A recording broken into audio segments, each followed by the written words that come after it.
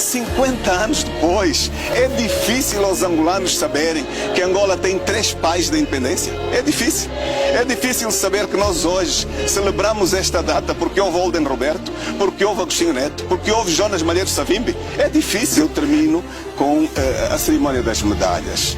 Como Vossas Excelências estão a acompanhar, há muitas ausências de personalidades a quem foi atribuído a honra, porque eles sentem-se seguramente honrados de poder hoje receber uma medalha, mas não foram receber. Muitos não foram porquê? Porque há uma diferenciação no tratamento. Não há o reconhecimento dos pais da nação.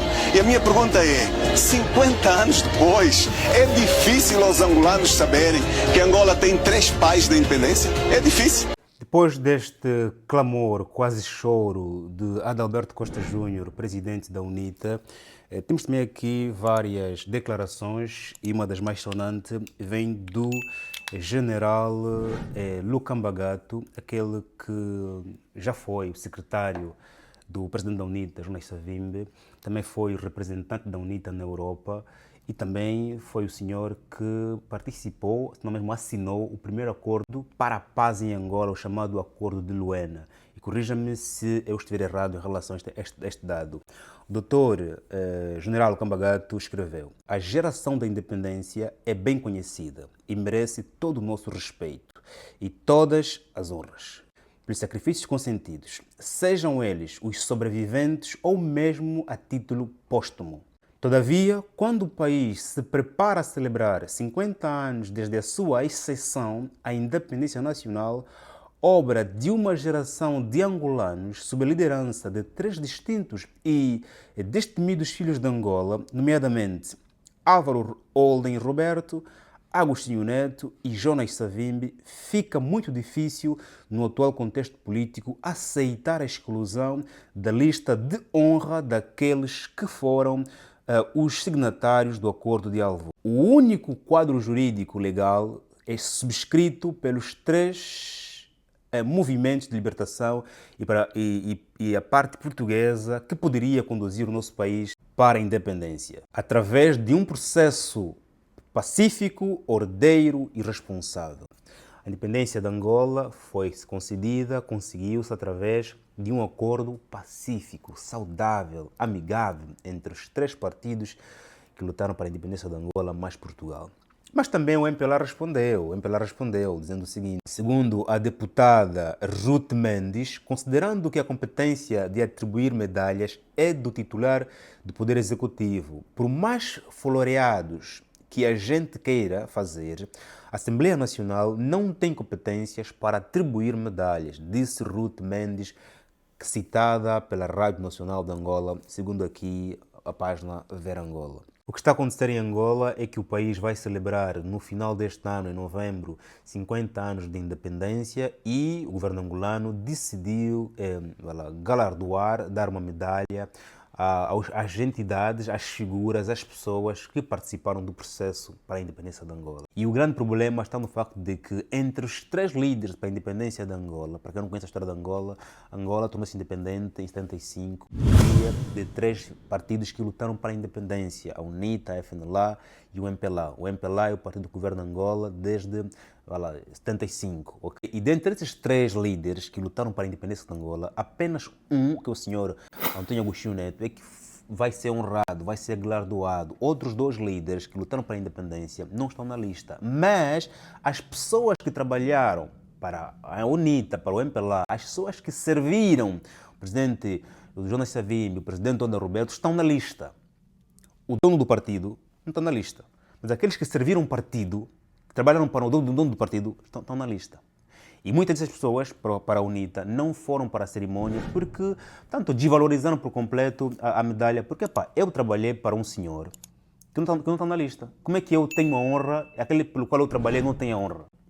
O tema é muito complexo, mas aqui o MPLA, o governo, diz que, a deputada diz que apenas o presidente tem competências para atribuir medalhas. Entanto, esperemos que algum dia o presidente venha falar por que razão algumas pessoas e o maior realce, o Dr.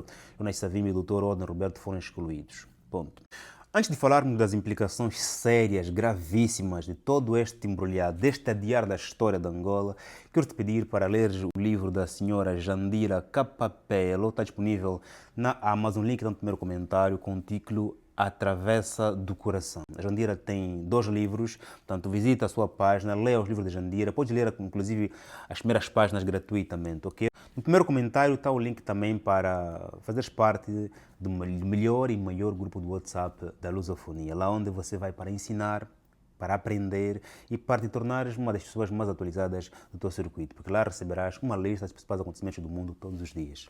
Comentários meus, pessoal da comunidade, Lema Red Network, lá tu vais para também vender o teu serviço, fazer o networking, ok? Portanto, é um grupo do WhatsApp que vale a pena, sim senhora, fazer parte, ok? Assim contamos com descontos vários, reuniões mensais, vários, por apenas 1.500 kwanza ou 3 euros mês. Estás à espera de quê, meu chefe? Convite no primeiro comentário, clica ali e venha fazer parte do melhor grupo do WhatsApp da Lusofonia, ok? Nós lá ajudamos-te a ligar o cérebro.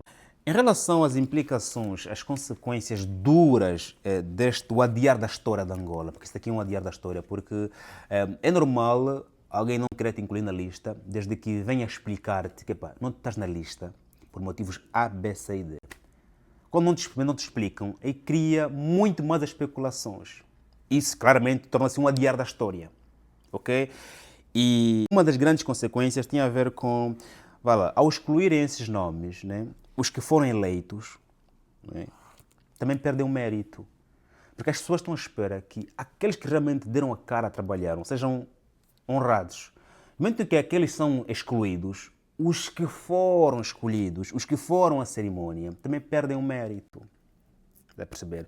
Infelizmente, muitos dos que foram à cerimónia e que também foram honrados, que também trabalharam duramente e merecem a honra, no momento em que se adia, se exclui outros, esses que lá estiveram, esses que lá foram, que também trabalharam realmente, perdem esta honra. Porque a medalha perde valor, porque é uma medalha seletiva. Okay? Nós próprios estamos a retirar o valor da medalha. Porque, atenção, quem dá valor a um prémio é quem recebe, não quem dá. Porque quem recebe é que conhece o trabalho que ele teve para poder conseguir aquilo. Porque se eu ganho uma medalha e eu sei que não fiz nada para merecer aquilo, nem eu não consigo valorizar a medalha. Muitas vezes nós pensamos que quem valoriza a medalha é quem oferece, mas não. É quem recebe porque ele sabe o quão trabalhou para receber aquilo. E no momento em que os 2 nomes são excluídos, é claro que aquele que trabalhou para o Ordem Roberto, aquele que trabalhou para o Jonas Savimbi e está a ser honrado, ele diz, não mereço isso. Porque quem merece é aquele que está a ser excluído. Logo, estamos aqui a nos dar a oportunidade de retirarmos o valor, a desvalorizarmos a medalha e todas as pessoas que estão agora a receber a medalha. E nós vimos um episódio onde tanto a primeira-dama foi também honrada, terá feito o seu trabalho, se calhar merece a medalha, mas no momento em que os nomes que realmente fizeram a história foram excluídos, tanto que alguns da UNITA não foram. Por quê? Porque eles acabaram por desvalorizar a medalha. Porque para eles, quem devia primeiro receber a medalha era o seu chefe, depois sou eu. Porque eu trabalhei, eu sou o que sou, por causa daquele senhor que fundou aquele partido, eu trabalhei para ele. Ponto. Depois, isso também adia todo o processo de paz que nós trabalhamos. Né? A paz que nós temos, a independência que nós temos, também se adia, porque a história ainda não foi bem contada. Só se é independente quando nós somos donos da nossa própria história. Nossa história está com alguém, ok? No dia em que contamos a história na realidade, na verdade, aí seremos também independentes, ok? Nossa história ainda pertence a uma pessoa, a um grupo. Logo, estamos aqui também a adiar o processo de independência e da paz de Angola. E tem mais. Os atuais que estão a ser apagados, até já aqui eu me apoio da ideia de um jurista angolano que estava a dizer que quando nós adiamos, não é, eliminamos o nome de alguns hoje, também amanhã poderão eliminar nossos nomes. Isso é verdade, faz todo sentido. Se você eliminou o meu nome, quando eu amanhã também tiver o poder, também vou eliminar o teu nome. Então isso vai criar aqui um revanche entre nós mesmos. E quando eu te excluo e amanhã você me exclui, ou quando você hoje me exclui e amanhã eu te excluo, nós os dois estamos a contribuir para que a história continue a ser adiada.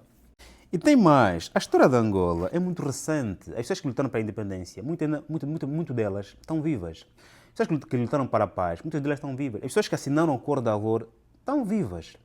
Muitas delas têm 70 anos, 90 anos. Portanto, Os que fizeram a história de Angola ainda estão vivos. Logo, é quase que impossível nos alterarmos a história de Angola, porque as pessoas que fizeram a história de Angola, participando da história, estão vivas. E tem mais, esses dois que foram excluídos contaram as suas histórias a nós quando ainda estavam vivos. Porque agora vejamos, Agostinho Neto, que não foi excluído, está na lista, morreu em 79. Muitos de nós não vimos.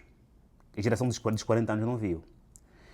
Mas o senhor Jonas Savimbi morreu em 2002 e muitos de nós ainda o vimos vivo e contou a história. Nós já acompanhamos. O senhor Aldo Roberto morreu em 2007, contou a história. Muitos de nós vimos e ouvimos. Então, a história de Angola é impossível alterá-la, porque os que viveram a história estão presentes e os que já morreram contaram a história enquanto vivos. Ponto. Outra consequência tem a ver aqui, claro, né, com o anular da atual história de Angola. Né? Quem está a estudar agora a história de Angola, um investigador, um estudante, quando percebe que há muita discrepância na informação, ele ainda para, diz, não, calma, vou parar. Vou descansar um bocadinho, vou reiniciar amanhã a estudar isso. Porque, afinal de contas, há muita informação aqui espalhada e que precisa ser organizada. Portanto, leva também aqui o adiar da história de Angola. Tem mais, ok? Isso pode comprometer aqui a divulgação do estudo sobre a história de Angola. Ok? E tem mais, em relação ao turismo, quando você tem que explicar aos turistas a história de Angola, isso também compromete-se. Porque o guia turístico vai contar a história segundo a informação que também lhe convém. Já que temos 2, 3, 4 histórias, o guia turístico vai contar a história segundo aquilo que lhe convém. É um perigo em relação a que essa hegemonia histórica, até porque também a economia mesmo se faz com história. Okay? Há grandes pilares da economia que funcionam por meio da história. O turismo é uma delas. O investimento também em estrangeiro também se faz por meio da história. O investidor quer ler a nossa história. Quando ele perceber que existem 3, 4, 5 histórias, calma aí, ainda organizem-se, depois eu volto a perceber a questão. Logo, é muito triste vermos isso, esperamos que nos possam convencer que realmente esses senhores não podiam fazer parte da lista por motivos A, B, C e D. E nós estaremos aqui claramente a ouvir e ver e compreender se de facto faz sentido ou não faz sentido a exclusão desses nomes. Porque 50 anos é um bom tempo, acredito. E nós não podemos nos dar o luxo de esperarmos mais 50 anos para podermos aqui contar a real história da Angola. Qual é a tua opinião em relação a esta matéria? Põe aqui em comentários que eu tenho muito gosto em poder ler. Faz um like, se possível, estamos juntos. Até o próximo vídeo. E Deus nos abençoe como sempre. Amém.